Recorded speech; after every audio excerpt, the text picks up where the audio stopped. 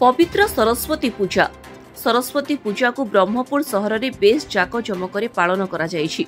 सहरर विभिन्न शिक्षानुष्ठान रे बेस आडंबर सहकारे सरस्वती पूजा पालित होई जायछि। एही अवसर में अपराह्न 10टा समय समस्त छात्र छात्री माने एकत्रित होइथिले। सरस्वती को पूजार्चना करा जिबा परे छात्र छात्री माने पुष्पांजलि देइथिले। आशा किरण पंडा महामाई महिला महाविद्यालय प्राणी विज्ञान अध्यापिका पर काम कर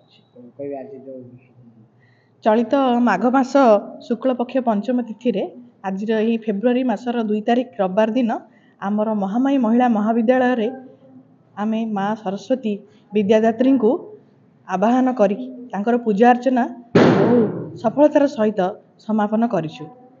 आउ एहार कार्यसूची अनुसार महाविद्यालयर समस्त कर्मचारी अध्यापक अध्यापिका एवं अणकर्मचारी समस्त सहित आमे छात्री मानकु नहीं महाप्रभु माँ विद्यादात्री माँ सरस्वती को पूजारे आवाहन करलु एवं पुष्पांजलि होम आदि पूजार्चना करी बड़ आरंभर सहित ये पूजाटी समापन करलु।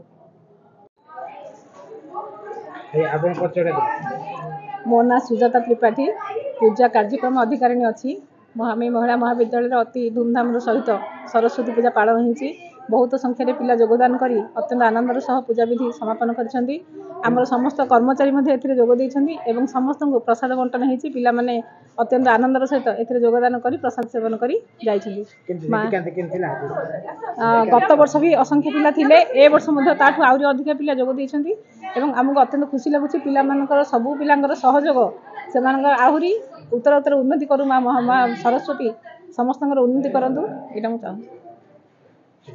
सेहीपरि सहरर विभिन्न विद्यालय और महाविद्यालय खोलिकोट महाविद्यालय शशिभूषण रथ महिला महाविद्यालय महामही महिला महाविद्यालय मध्य माँ सरस्वती पूजा आयोजित होइथिला। ब्रह्मपुर इतिश्री पात्रଙ୍କ रिपोर्ट स्वास्तिक न्यूज।